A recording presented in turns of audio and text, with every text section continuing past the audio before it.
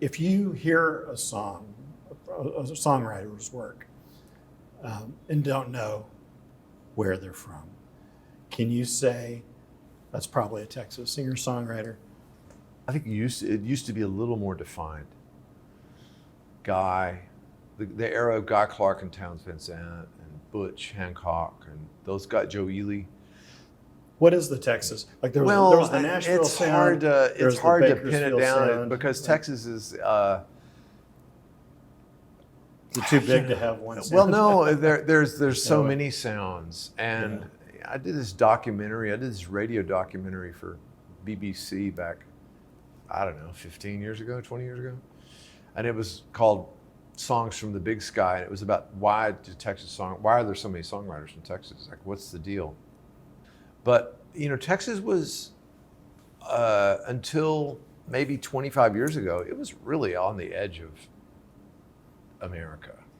It was off on its own. You had to really want to be here.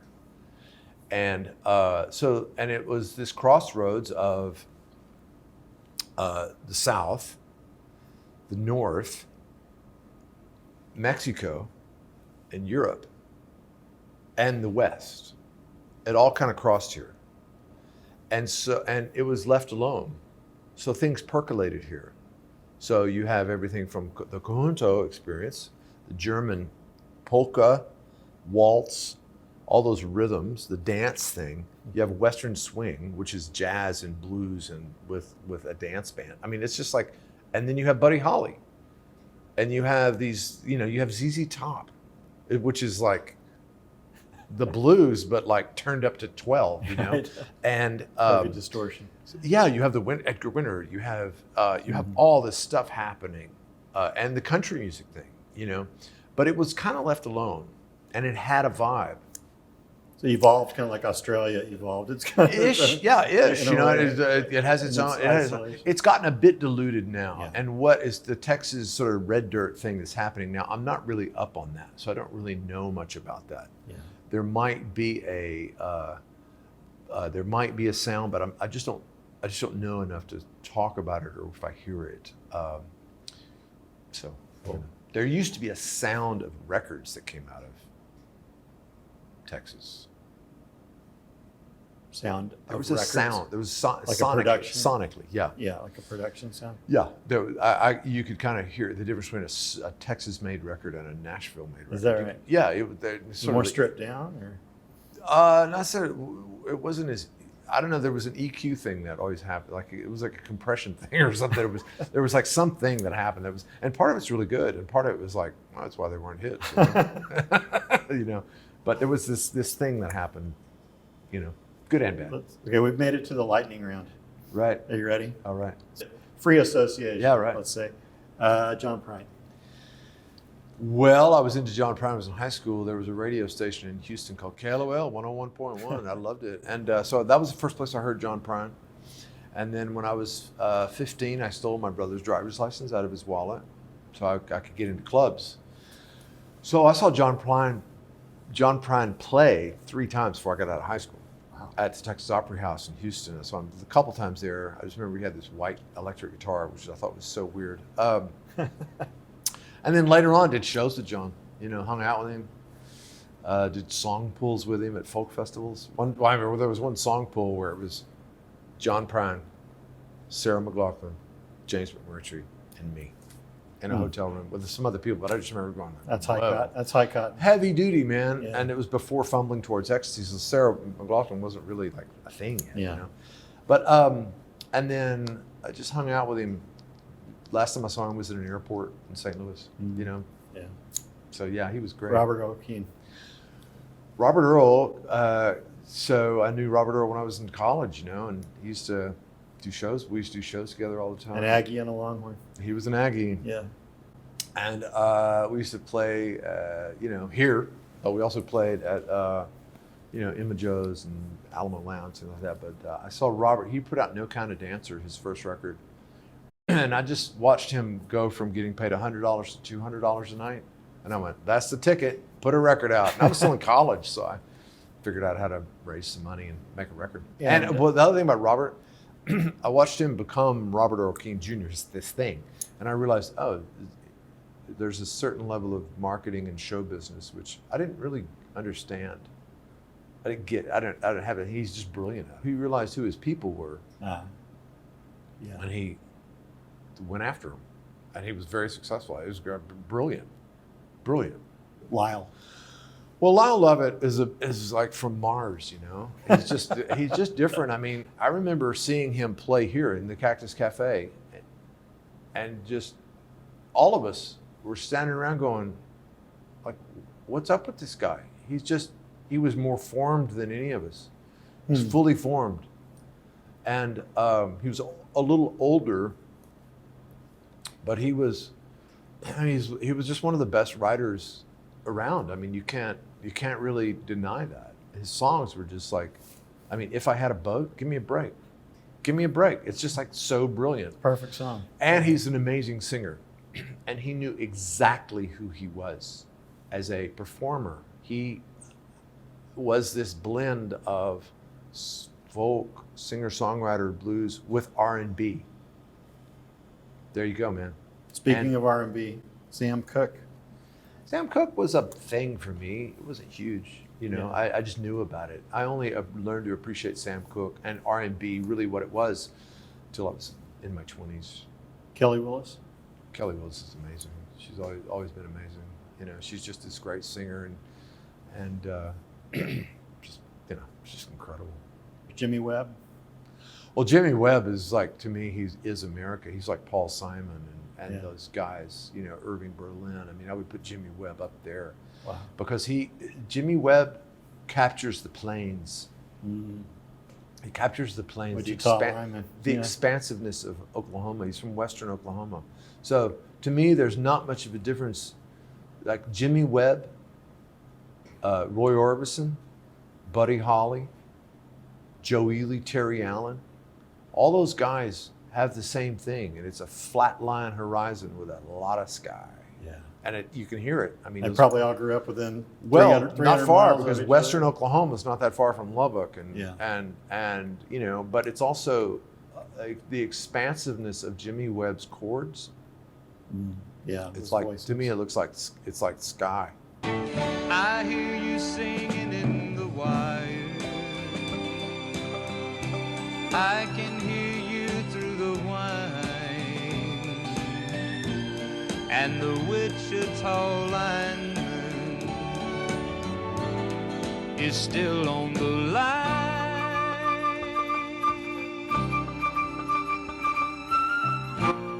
James Taylor. Well, I had Mudslide Slim when I was in the 4th grade. I bought Mudslide Slim, and so I learned to play those songs. I learned to play You've Got a Friend when I was in the 5th grade, and those songs. And it was also just like, who is this guy? And like, what is the deal? And so the way he played guitar, that was key. And just his voice. And, you know, it's like, I listened to James Taylor's Greatest Hits last week. So those songs are deep inside. And if you've ever seen James Taylor play, he's great. Like, he's really great.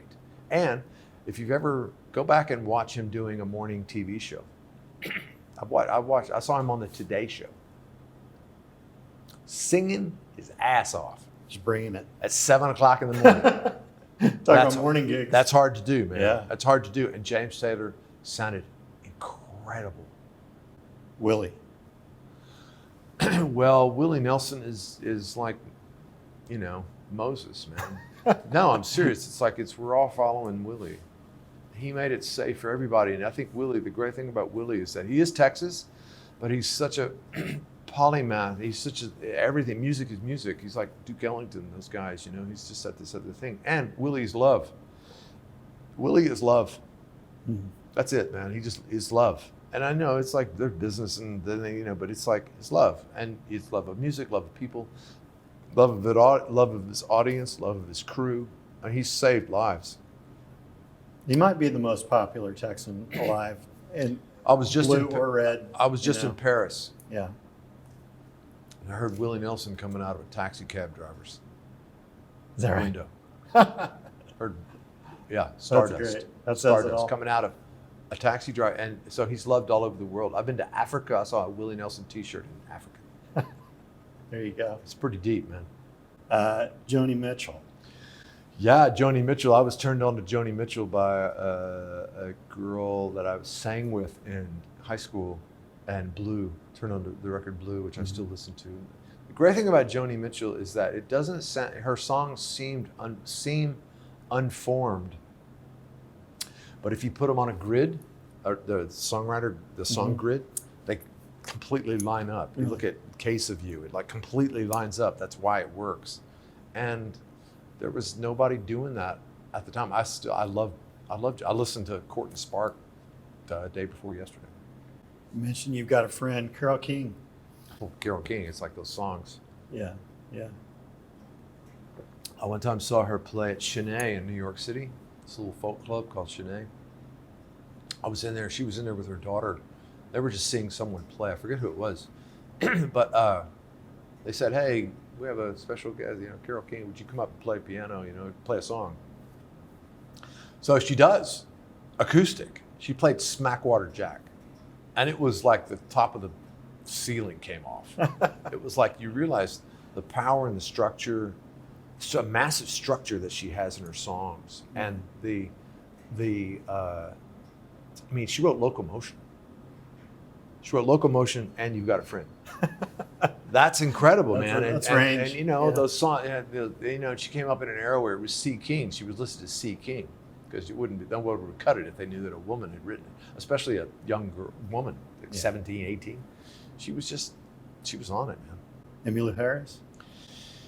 Emmy is like, she's like, I fell in love with Emmylou Harris in high school, man, But my first ever real tour was going across Canada with Emmy.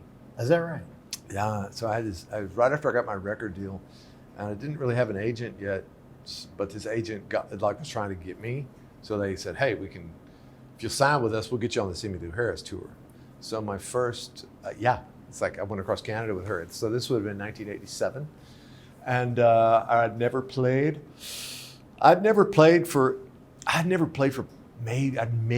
for 100 people. That's the biggest audience I'd ever played for. Vancouver, I walk out, it's 2,500 people, man, and I'm solo. And I sucked. Bad. A sweaty left Oh hand. man, it was terrible. Like the applause stopped before I put my guitar on the guitar stand. It was like dead, and I had to walk across stage to silence. And I'm walking towards like the side there, where Emmy's guitar guy got Maple Burns, and I look up and there's Emmy, standing right there, looking at me, and I walk up and I go, "Hi, I'm Emmy, I'm Darden." She goes, "I know." I said, and I'm just kind of looking like, I just shake my head. She pats me on the back. She goes, "Don't worry, it'll get better." Which was this acknowledgement. Yeah, as a matter of fact, you sucked. But also the acknowledgement that I've been there, and it's really hard. It's really different. And so, that was the big thing. And I've run into her often she's just an amazing human being, and she's like a queen. She's like her, Bonnie Raitt, these people who are just kind. Tony Bennett, and it's just like they're just kind people. What do you think of really Billy Joel? I get Billy Joel. I get his, I get the skill set. Personally, it's not something I really like. Yeah. I dig. Yeah. It's just a different thing. Right. You can't deny it. Like I had a friend of mine, T-Bone Walk, that just passed away now, but he played bass with Billy Joel on a couple of tours, and he said it's nonstop hits, man. Yeah. He goes, so whatever you think about Billy Joel, you may dig it or not dig it, nonstop hits. Like 50 songs. Yeah, he goes, so we all know. There's something to that. And that's, you have to appreciate, I may not dig it. Yeah. It doesn't matter. He probably doesn't dig my stuff either, Or he might dig some of it, but not all. It's like, New York State of Mind, it's like incredible, and like I get everything about it. Yeah. Understand it. And it's like at the end of the day, he tapped into something that is really very primal and real. I mean, who else can do that many shows at Madison Square Garden now? You know, I mean, it's really remarkable. And he's a great piano player and all that stuff. So yeah. Gordon Lightfoot. I love it. I wasn't an aficionado of Gordon Lightfoot, but I definitely got it, you know. Tish Hinojosa. I know Tish, and I've been around, you know, you just go way back, you know, Yeah. so. Yeah, Ray Charles. I wasn't really aware of Ray Charles in a sort of a real way until I met Lyle Lovett. And Lyle Lovett was way into Ray Charles. I was like, what's the deal with this guy, you know? And then you realize like he's blind and he's a piano player and he can play so slow. Like Ray Charles, some of the tempos, they're so slow. And it's really hard to do. And this thing that he has, and you know, the more you learn about Ray Charles, you learn that, you know, he did not have an easy life. And have that much music and that much musicality in the way he sings and plays, and you listen to some of those records, you know, the jazz and blues record, you know, that Quincy Jones produced, it's like ridiculous. And just the musicality, it's like, I don't have that kind of musicality. So it's like, I look at it, I don't understand it at all. Like jazz, like I don't understand it. I love it. Yeah. I totally love it. It's what I listen to. But Ray Charles is, and I think Ray Charles is like Willie, like, I mean, a lot of people, I think they're America. I think that's America. Mm-hmm. And the bringing in of the blues and country and rock thing, Ray Charles really isn't rock, but storytelling, rhythm, you know, to me, and the blending of it all, that's America, you know. And I look at, I mean, there's many other people I think that would, but I would put in that category. But Ray Charles, I mean, that's what America sounds like. It's what America looks like. It's what America wants to listen to. It's definitely what America wants to dance to. Right. And so I think it's a beautiful, beautiful thing.